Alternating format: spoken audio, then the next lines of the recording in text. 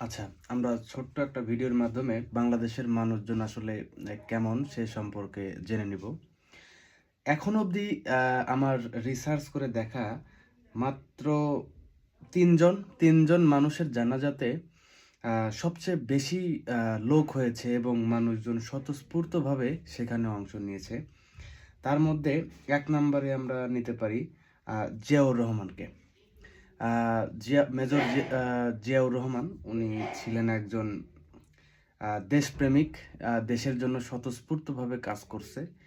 আসলে একটা জিনিস খেয়াল করবেন, যখন দেখবেন একটা মানুষ মন থেকে, ভিতর থেকে সততার সহিত, সততার একটা শক্তি আছে, সততা নিয়ে কাজ করছে, তখন দেখবেন অটোমেটিক্যালি সেই মানুষের প্রতি মানুষের আকৃষ্টতা, ভালোবাসা, এটা আসলে কখনো টাকা পয়সা দিয়ে কিনলে আপনি পাবেন না। এটা অটোমেটিক হয়। ২ নম্বর একটা ব্যক্তি, সেটা হচ্ছে আল্লামা দেলোয়ার হোসেন সাঈদী। ইনার জানাজাতে দেখবেন একইভাবে দূর-দূরান্ত থেকে মানুষজন নানান জায়গা থেকে আসছে। উনি পলিটিক্যাল একটা পার্টির একজন কর্ণধার ছিলেন। সে কারণে কিন্তু এত মানুষ হয়নি। আমার আ দেখা মতে, রিসার্চ মতে একমাত্র এত মানুষজন হওয়ার পিছনে একটা রিজন ছিল। সেটা হচ্ছে তার সৎ সাহস এবং তার কথাগুলা। তার কথা, সে একজন ইসলামিক বক্তা ছিলেন।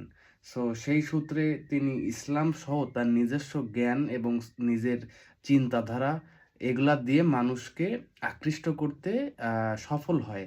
এবং এ থেকেই বোঝা যায় আসলে কারো যদি চিন্তাভাবনা এবং চাহিদাটা সৎ হয়, তাহলে আসলে সৎ এবং সততার পাওয়ার, এটা বারবার বলতেছি। এটাই আসলে মূল বিষয়। ৩ নাম্বারে দেখলাম শহীদ ওসমান হাদি। আ রিসেন্ট ঘটনা, এবং ঠিক একইভাবে সে মানুষের মন জয় করতে অ্যা সফল হয় এবং সে সেটা আ কি বলবো?